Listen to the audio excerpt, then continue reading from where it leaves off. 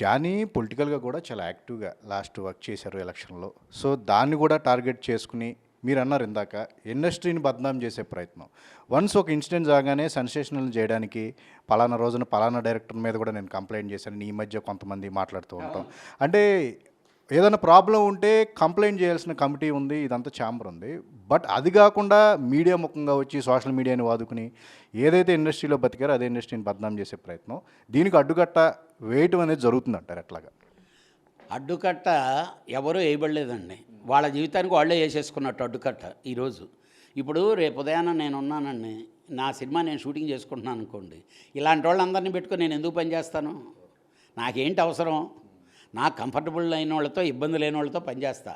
రేపు ఉదయాన్ని ప్రతి క్షణం భయమే కదా. ఒక హీరో డ్యాన్స్ ఆడతా, ఒక మాస్టర్ ఉందనుకోండి, నాకు తెలిసి ఫిమేల్ డ్యాన్స్ మాస్టర్స్ అందరికీ ఇబ్బంది జరిగినట్టండి ఇది. ఎందుకనంటే ఒక హీరో డ్యాన్స్ చేస్తా అమ్మాయి మీద నా మీద కావాలనే పడ్డాడు అన్నారు అనుకోండి, అంటే అది ఎక్కడి దాకా వెళ్ళొద్ది? లేకపోతే ఒక డైరెక్టర్తో డిస్కషన్కి ఒక క్యారవాన్లో డిస్కస్ చేశారనుకోండి, లోపలికి వచ్చి నా కొంగు పెట్టుకొని లాగాడని అంటారు.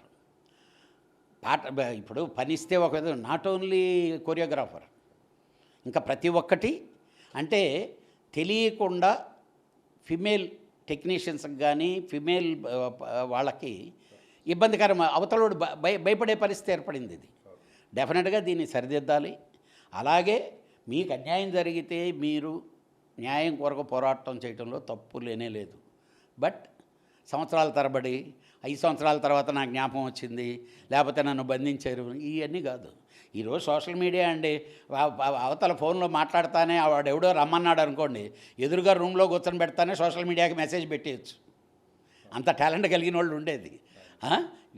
వాళ్ళు కావాలని వాళ్ళ అవసరాలు తీర్చుకునే దాని కొరకు బిహేవ్ చేసేవాళ్ళు కొందరైతే, నిజంగానే అన్యాయం జరిగి అన్యాయం కొరకు పోరాడేవాళ్ళు కొందరు ఉన్నారు. డెఫినెట్గా we are not entertain. But at the same time ఏమి చెప్పినా సినిమా ఇండస్ట్రీకి ఈ ఘటన అనేది చాలా చెడ్డ పేరు, పెద్ద మచ్చ తీసుకొచ్చింది.